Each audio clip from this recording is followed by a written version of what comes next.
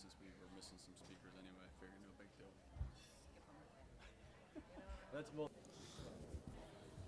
See if that works. Everybody hear me in the back? Let's try that again.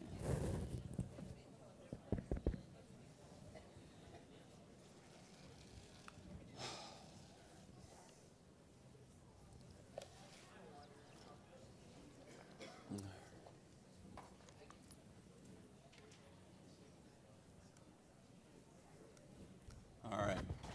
Daniel, you good? All right. All right, guys, we're going to go ahead and get started with the next section of talks, which is primarily sports focused. So my lecture is going to go over the pre-participation sports examination. I have no disclosures for this talk. The objectives is just to kind of review what the goals of the pre-participation or PPE is, the components of the exam. We'll review the musculoskeletal exam in more detail, and when to refer, when they can play, and then an overview at the end. So the goals of the PPE is kind of probably inherently understood. It's to maximize safe participation in sports. And in that same vein, identify medical problems with risks of life-threatening complications during participation. Identify conditions that require treatment plan before or during play.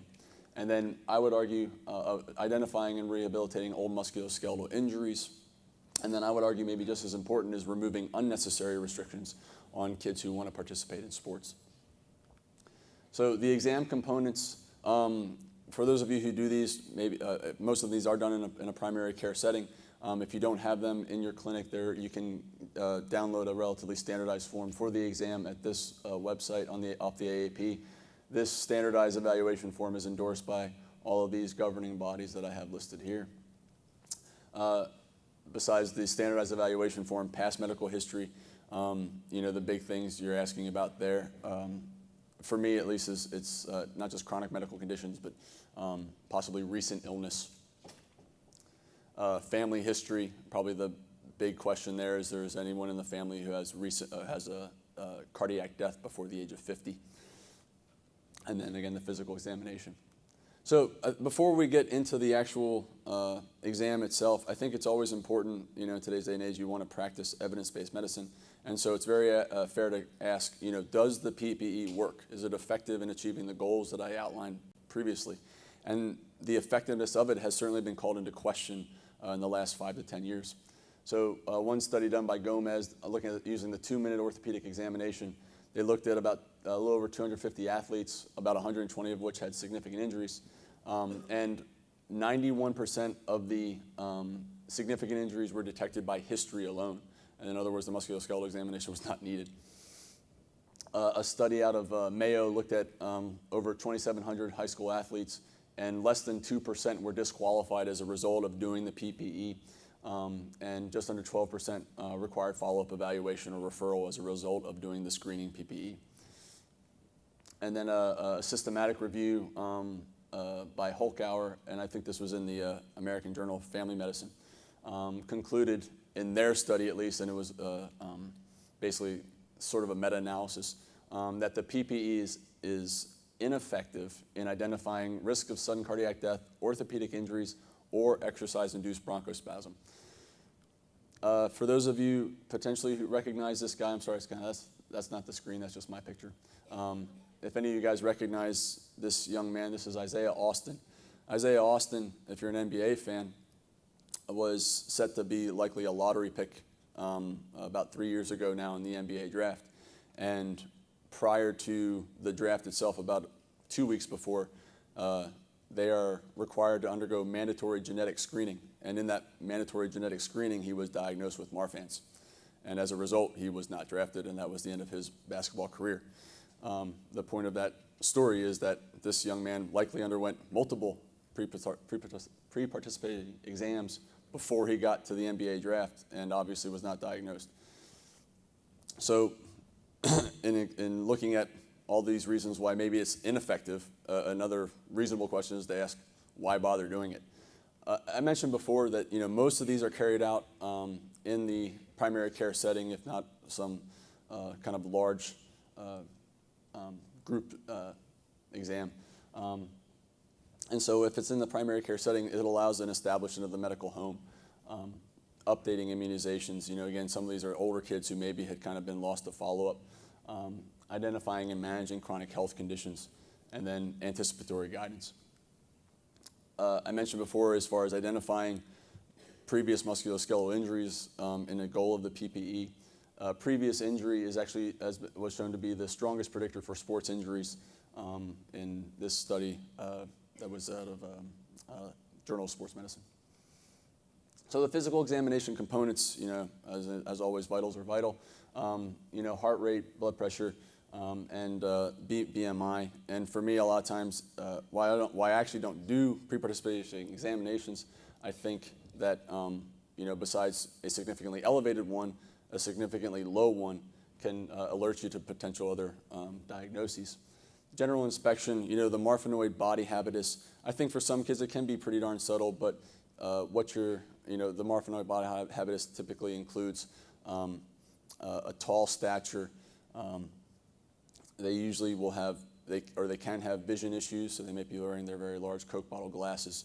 Pectus, excavatum or carinatum, very long limbs, and what was called spider-like fingers.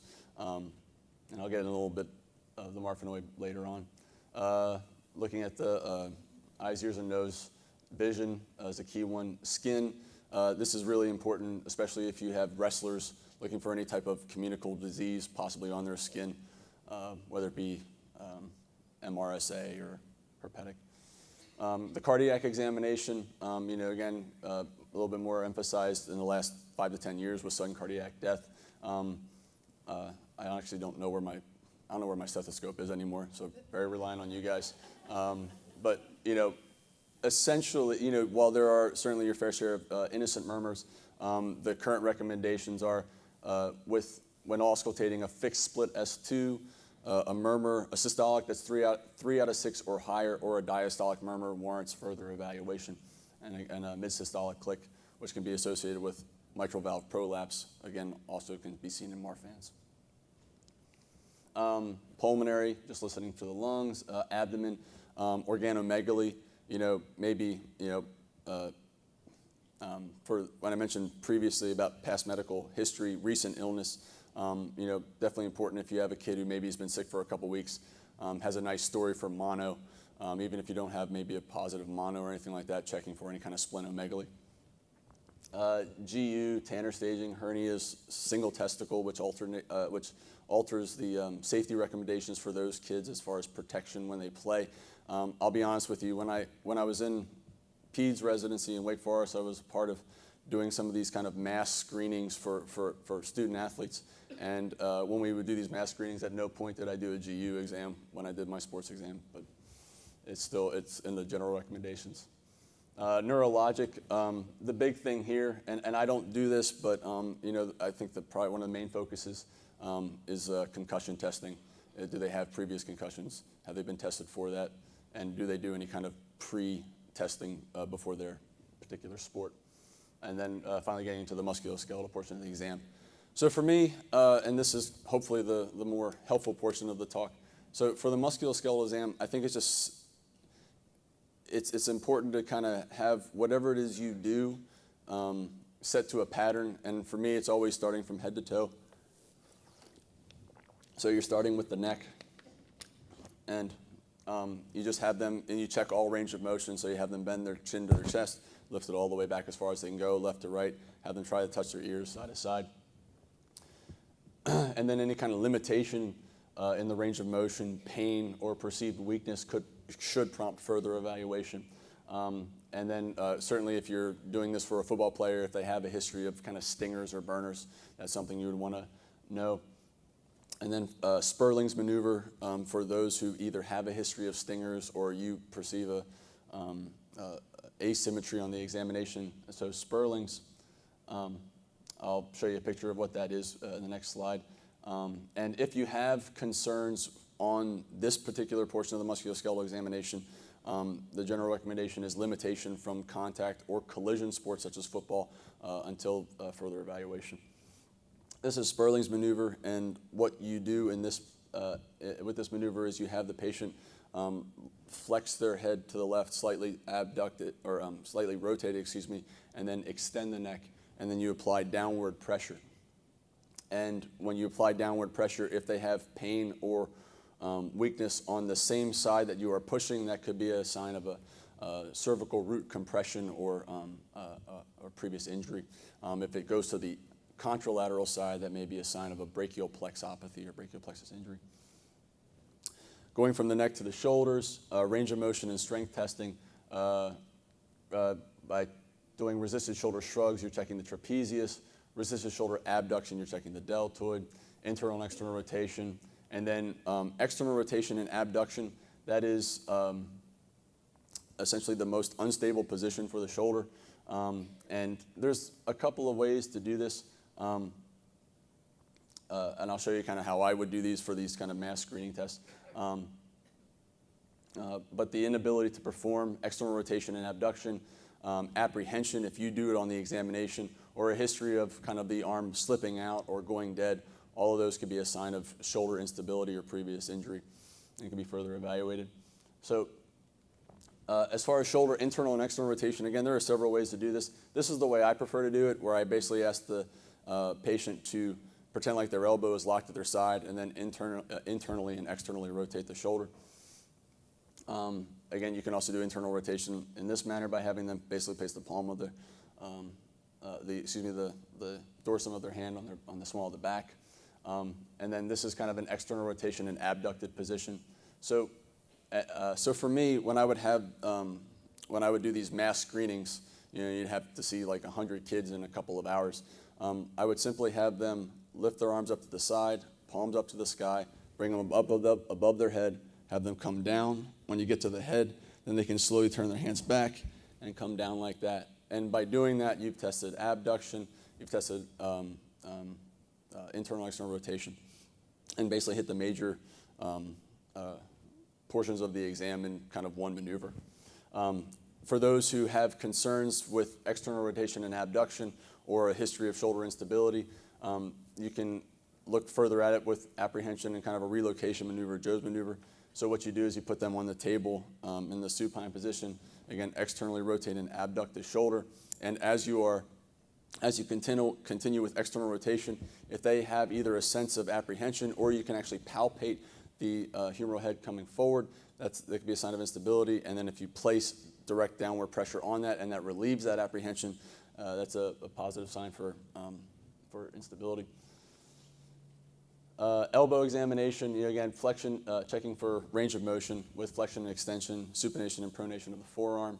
The neurovascular examination, in checking kind of the major nerves with radial, median, and ulnar nerve by having them give you a thumbs up and then either bend the thumb at the IP joint or giving a circle sign, and then having them either cross their first two fingers or adduct and abduct the fingers. You test all those major nerves.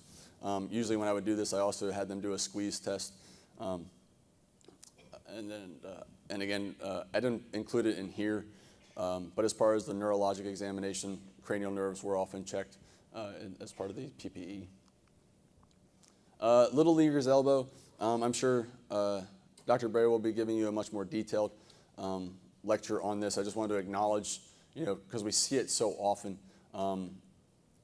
besides a complaint of previous elbow pain or injury, when you're checking range of motion, obvious asymmetry when you have them extend their arms can be a sign of kind of advanced little leaguer's elbow if what's called carrying angle is increased or asymmetrical on one side versus the other. Back examination, just general inspection. The Adams forward bend test, where you have them stand straight with their feet pointing in the same direction, put their arms straight in front of them, and then bend at the waist as low as they can go. Looking for asymmetry, thoracic prominence, lumbar fullness. The presence of asymmetry on the forward bend test, okay, without any other symptoms, does not necessitate sports restrictions at that time, okay? And I'll come back to that point a little bit later as far as things that typically restrict kids. But again, if you have concerns about what you might perceive as a mild scoliosis or scoliosis that hadn't been picked up before, If they are otherwise asymptomatic and have been asymptomatic until that point, you do not have to limit or restrict them based on that exam finding. And then if they do have history of back issues or back pain, doing what's called the stork maneuver, where you have them lift one leg up and then bend back. Pain on the ipsilateral side can be a sign of spondylolysis.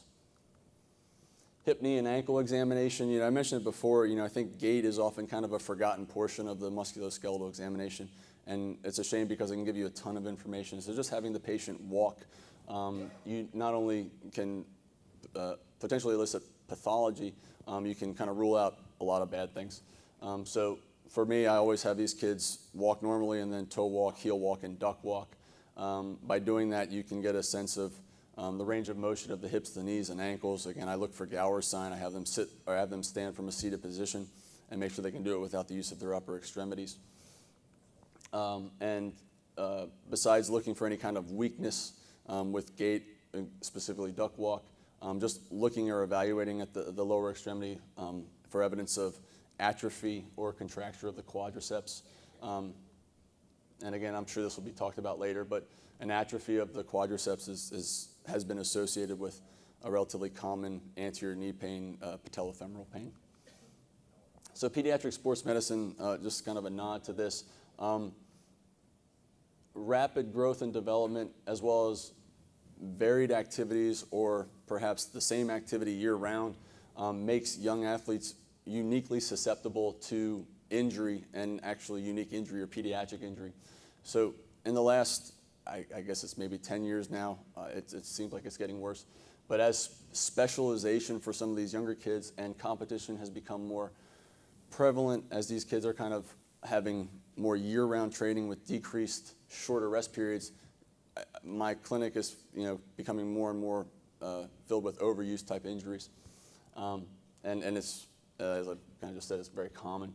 The history and the symptoms are often what allow you to diagnose those. And I stress this to the parents all the time. The best way to treat an overuse injury is preventing it. You can do a lot of things you can do things for the symptoms, but if you can prevent the overuse injury, that's the optimal management. Conditions that limit participation. So I'm going to click down here. So the reason I show this slide is one of the more recent studies that looked at just things that caused children to not be able to participate in sports. Of all the things you have listed, I thought it was interesting that scoliosis was number 2. Now, they didn't differentiate if it was neuromuscular or idiopathic scoliosis, but I again just wanted to kind of have the take-home point that if you happen to pick up what you perceive as scoliosis on examination, but they have prior to that been asymptomatic and are asymptomatic on your examination, you do not have to limit them from sports. What do you have to limit kids for? Cardiovascular condition, again, some of the things I mentioned on the auscultation examination. Concussion, again, that's not something I do, but there are multiple papers out now. Uncontrolled stage 2 hypertension. Below stage 1 hypertension or below, it still needs to be addressed and managed, but most of the time those kids can continue to participate in their respective sport while you're evaluating and treating it. And then fever. And this last one, it seems like kind of a small thing, but it's not. For all the things that we see, when I was an effective trainer as a resident for one of the high school teams, you have an athlete who comes into school and prior to the game, they tell you that they're sick and you check their temperature, and if they have a fever, they're not playing, and it really is that simple. I've had parents cite to me, Michael Jordan playing with a fever, et cetera, but it's the current standard is that if a child has a fever, they're not participating in a sport that day. What can you let them play for? Again, I mentioned adolescent idiopathic scoliosis that is essentially asymptomatic and doesn't cause functional limitation. Osgood-Schlatters disease, again, I'm sure you'll hear much more about this in a more detailed lecture for the lower extremity, but an overuse injury that is not causing functional issues or extensor lag, they can continue to participate. Obesity, You know, I mentioned before, a low BMI can kind of cue you into maybe evaluating further for a particular pathology, but obesity in general, those kids should not be limited. And then again, mild to moderate hypertension, if it's not stage 2, they can often continue to participate while you're evaluating and further working it up. Sports participation guidelines. So, you know, in a busy primary care setting, when you have to do one of these examinations, I think if a particular condition comes up, it is hard to have all of them memorized and what they can play and what they can't play. And I think if you do pre-participation examinations as part of your general practice, I think having this article relatively easily accessible is a really good thing. This is a paper that was written by Dr. Stephen Rice. He's in New Jersey, and he's been doing pediatric sports medicine for like 100 years. And it's really, this is an excellent article that has multiple conditions with in a table format that talks about, you know, general restrictions and recommendations for participation in sports. This is just a link to that article. And so, in summary, the PPE, it's a targeted medical examination, family history, with an emphasis on the musculoskeletal and cardiovascular examination. The medical history, it's been shown, is probably the most sensitive and specific portion of it. Targeted physical examination, you know, again, for me, do not forget gait. I think just having those kids walk, you get a ton of information. And then idiopathic scoliosis, Osgood-Schlatter's, and obesity are not reasons specifically or in and of themselves to restrict kids from participation.